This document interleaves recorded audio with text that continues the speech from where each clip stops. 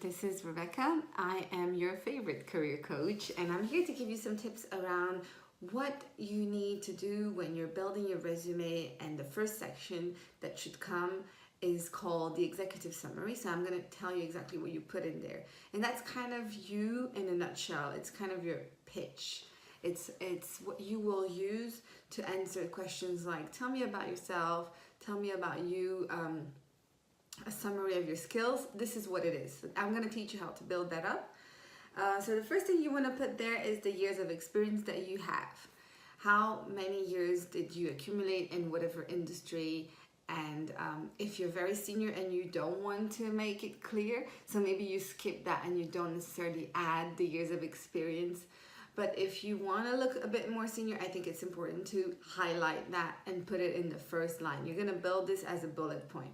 So the second thing you're going to do is you want to highlight people that you've worked for, like prestigious clients, famous in some way in their industry. If you worked with them directly or indirectly, you want to name that, you want to put it out there. And I also want you to add some buzzwords and keywords like digitalization, business process improvement, some of these words that are coming. They're very recurrent in most of the job descriptions out there. We always see cross-functional work. We see a lot of these keywords appearing in most of the job descriptions, and I want you to insert them in your profile, like, business process optimization, time management skills. I don't want any soft skill in there. I don't want, good communicator or driven. Or good team player. These are not quantifiable enough. So I want things that are like pretty aggressive, buzzwords, keywords that are going to profile you as a top performer. I want number of people you managed in there. So if you've managed directly or indirectly, dotted line or straight line, whoever you somehow, and this counts for temps, interns, whatever it is that you have, people that you oversaw, people that you've coached, trained, enabled to win. I want you to add it in there. It's really important to showcase that you have skills in terms of coaching, mentoring, and helping people to win and grow in their careers. Any outstanding academic degree, if you have a PhD, a postdoc, whatever you've done, if you've been to a really prestigious academic institution, I want to see that in the first few lines of the executive summary. And I want you to add language skills.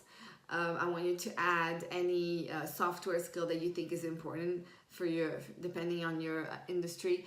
I want you to also add your openness to travel, whether it's 25-30%. And I want you to also add the fact that you're available within a month or 2 or 3 or 6. Just give them an idea of how much time you need in order to get started with the opportunity you're applying for. So this is what I call an executive summary, a summary of your skills. And this is the first section right under your name. This is what we see first. As recruiters, this really makes us happy because it makes our job much easier, right? We have everything we need to know in the first few sentences in the first section. And don't add, I see some people they put objective. My objective is to work as a project manager for the banking industry. Don't add objectives. Objectives, they can be also, it's tricky because they can be limiting. I don't want you to put objectives. I want you to have a CV that is going to take you places. I don't want you to limit your growth in your CV, in your resume. So take out that section altogether and just have a section that is called executive summary. And this is where you're going to showcase who you are in a nutshell. If this was helpful, let me know and contact me. I'm on LinkedIn, Facebook, Instagram. I'm launching a course to help people build their resume now called getabulletproofresume.com. So check that out as well if you need more tips.